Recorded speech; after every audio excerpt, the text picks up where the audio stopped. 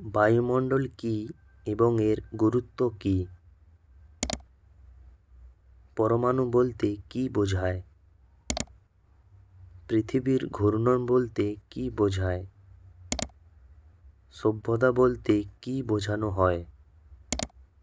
ভাষা কিভাবে মানুষের জীবনে প্রয়োজনীয়? বায়ুমণ্ডল কি এবং এর গুরুত্ব কি? পৃথিবীকে ঘিরে থাকা গ্যাসের স্তরকে বায়ুমণ্ডল বলা হয়। এটি প্রধানত nitrogen, oxygen, carbon die oxide ও আর্গন দ্বারা গঠিত।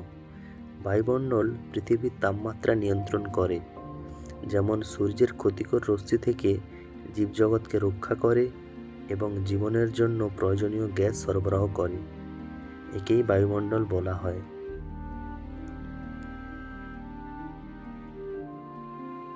জীবদেহের কোষের ভূমিকা কি?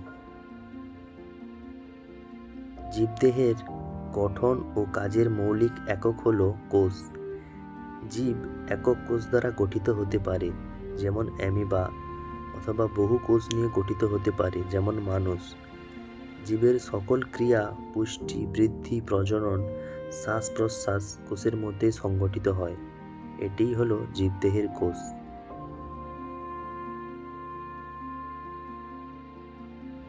পরমাণু বলতে কি বোঝায়? কোনো মৌলের ক্ষুদ্রতম কণাকে পরমাণু বলে।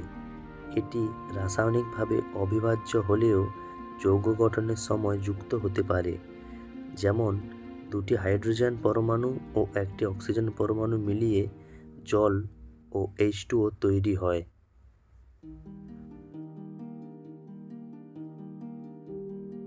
বলের সংজ্ঞা দাও এবং এর প্রভাব ব্যাখ্যা করো।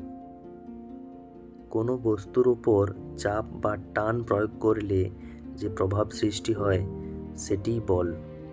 বলের ফলে বস্তুর অবস্থান, গতি বা আকৃতির পরিবর্তন ঘটে। উদাহরণস্বরূপ, একটি বল ঠেলে দিলে সেটি গতি পায়। এটি বলের উপর প্রভাবের উদাহরণ।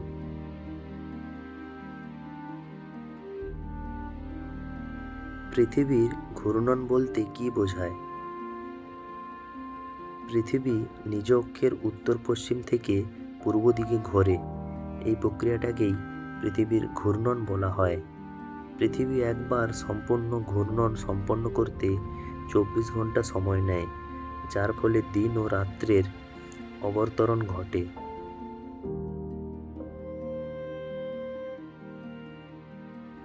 অক্ষাংশের অর্থ কী এবং এটি কেন গুরুত্বপূর্ণ?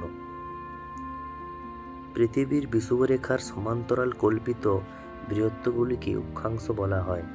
এগুলির সাহায্যে কোনো স্থানের উত্তর বা দক্ষিণে অবস্থান নির্ধারণ করা হয় এবং তাপমাত্রা বা জলবায়ুর তারতম্য বোঝা যায়।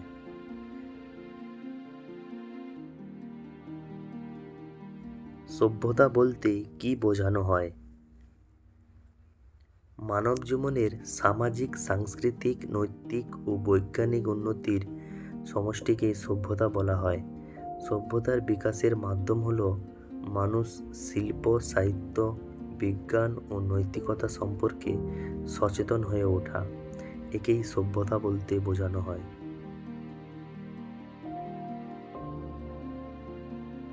রেনেসাঁ বা পুনর্জাগরণ বলতে কি বোঝানো হয়?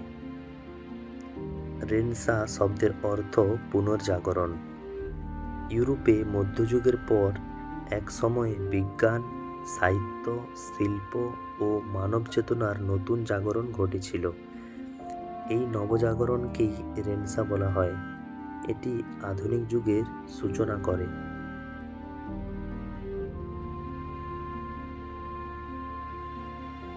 ভাষা কিভাবে মানুষের জীবনে প্রয়োজনীয়? মানুষের চিন্তা, ভাব, অনুভূতি ও ইচ্ছা প্রকাশের মাধ্যমই হলো ভাষা। এটি মানুষে মানুষে যোগাযোগের প্রধান উপায় এবং সমাজ গঠনের মূল ভিত্তি। ভাষা ছাড়া মানব সমাজের উন্নতি সম্ভব নয়।